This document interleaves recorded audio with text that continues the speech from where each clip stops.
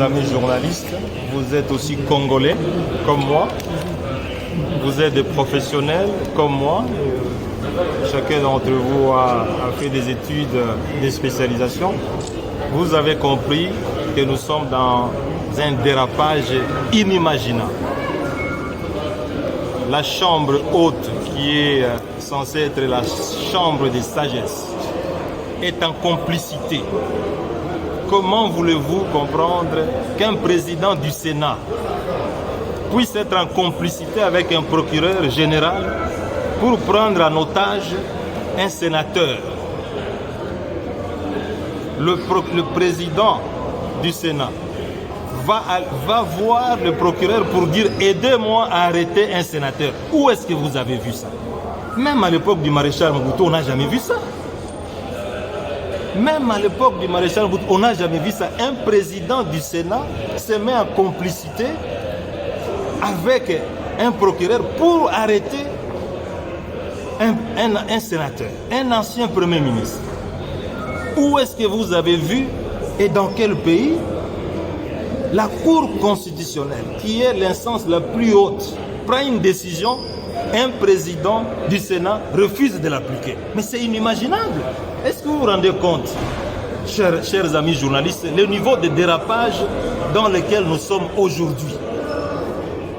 Ce qu'on appelle état de droit, un président du Sénat peut refuser de mettre en application une décision de la haute cour, tout simplement parce que ce que le président cherchait, qu'on puisse condamner M. Matata, n'a pas été appliqué. Chers amis journalistes, où est-ce que vous avez vu un dossier qui est clôturé sans suite, où un procureur général demande pardon à quelqu'un, mais il ne clôture pas le dossier? Mais le bureau du Sénat n'est pas encore notifié. Mais justement, c'est le président du bureau qui a demandé au procureur de ne pas clôturer le dossier. Comment il va le notifier? J'ai demandé au président du Sénat, c'est vous qui avez levé mes immunités. C'est vous qui avez reçu la lettre du procureur général. Moi, j'ai vu le procureur général qui m'a dit que M. Matata, votre dossier est vide et nous devons le classer sans suite. Mais il n'a jamais clôturé. Mais demandez-lui qu'il puisse vous dire qu'est-ce qu'il en est. Mais le président du Sénat dit, je ne peux pas lui écrire. Comme c'est lui qui lui a demandé de ne pas lui écrire. Vous comprenez? Qu'il ne peut pas lui écrire. Mais ça, c'est un jeu d'enfant. Est-ce que vous avez reçu l'acte de notification de la Cour constitutionnelle? Avez-vous reçu l'acte de notification? Mais il a reçu ça. J'étais avec lui dans son bureau le mardi et il m'a dit que j'ai reçu ça.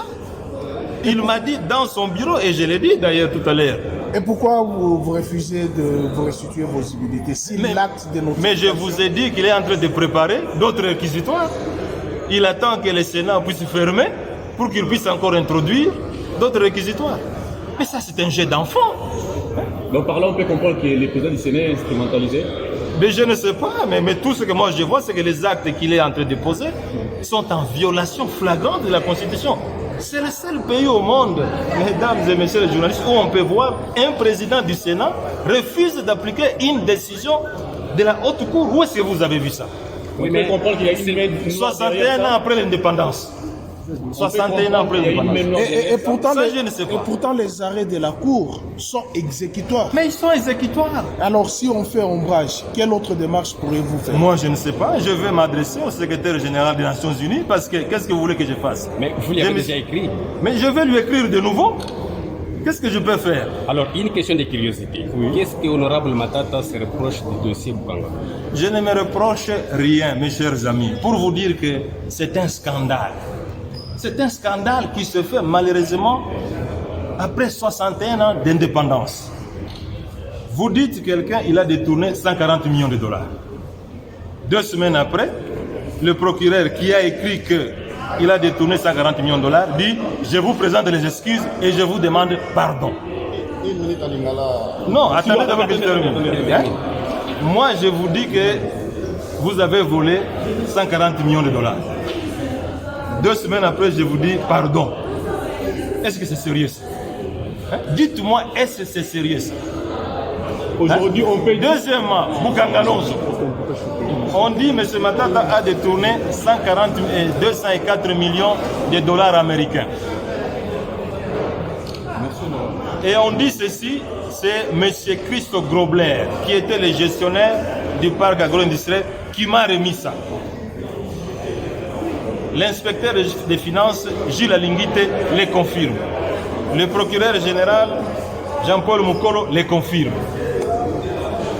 M. Christo Grobler arrive ici à Kinshasa. Ça fait 1 mois et demi qu'il est ici. L'inspecteur général des finances les fouille. Le procureur général le fouille. Lui-même, il passe à la télévision. Je suis ici pour témoigner que je n'ai rien donné à M. Matata. Mais si le Sénat ici a besoin de savoir la vérité, mais le Sénat n'a qu'à appeler le procureur général ici, qui m'a demandé pardon pour dire vous avez dit que M. Matata a détourné 140 millions de dollars. Venez nous dire ici que vous lui avez demandé pardon. Mais Mukolo Jean-Paul, il est ici à Kinshasa, il n'est pas en Europe. Deuxièmement, M. Christo Grobler, qui m'a remis l'argent, il est ici, mais que le Sénat l'appelle. M. Bach, il est en train de dire des choses que même un enfant de 10 ans ne peut pas accepter. Vous êtes président du bureau du Sénat. Vous voulez savoir si M. Matata a détourné l'argent. Mais les 2 personnes qui sont intéressées, mais sont ici. Mais il n'a qu'à les appeler. Merci. Vous avez compris? Merci. Donc c'est du chantage, c'est de l'acharnement. C'est tout ce que vous devez savoir.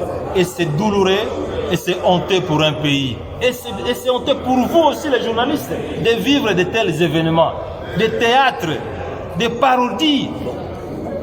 Quand on dit un Sénat, c'est une institution de haut niveau, de haute valeur. Vous, les journalistes, vous ne pouvez pas accepter que de tels scénarios se passent dans des institutions qui sont censées bâtir l'avenir de ce pays. Merci beaucoup.